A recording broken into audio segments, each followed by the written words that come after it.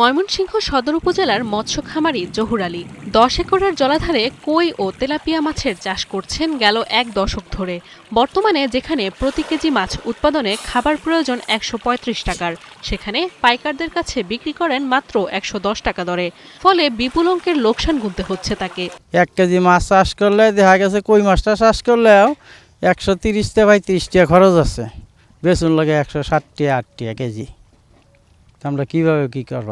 জহুর আলীর মতো একই অবস্থা ময়মনসিংহের বেশিরভাগ মৎস্য খামারের। অভিযোগ করেন, গেল 1 দশকে খাবারের দাম 5 থেকে 6 গুণ বাড়লেও সমহারে বাড়েনি মাছের দাম, যার জন্য ফিশ ফিড কোম্পানি এবং পাইকার সিন্ডিকেটের কারসাজিকে দুষছেন তারা।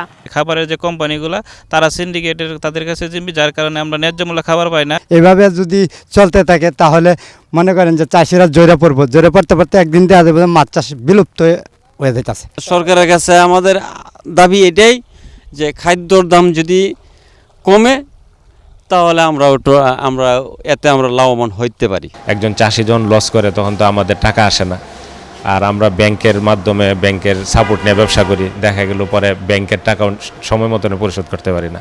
যদিও খামারিদের অভিযোগের সত্যতা স্বীকার করে স্থানীয় মৎস্য কর্মকর্তা জানান, সরকার কাঁচামাল আমদানিতে শুল্ক প্রত্যাহার করায় কমবে খাবারের দাম।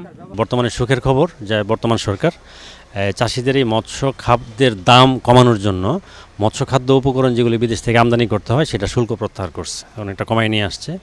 তো আমরা আশা করি এর সুফল শীঘ্রই দেখতে পাবো। ময়মনসিংহের 14টি উপজেলায় ছোট বড় মিলিয়ে 1,10,000-এর বেশি মৎস্য খামারি রয়েছেন। নাদিয়া ইসলাম দুলি, 71।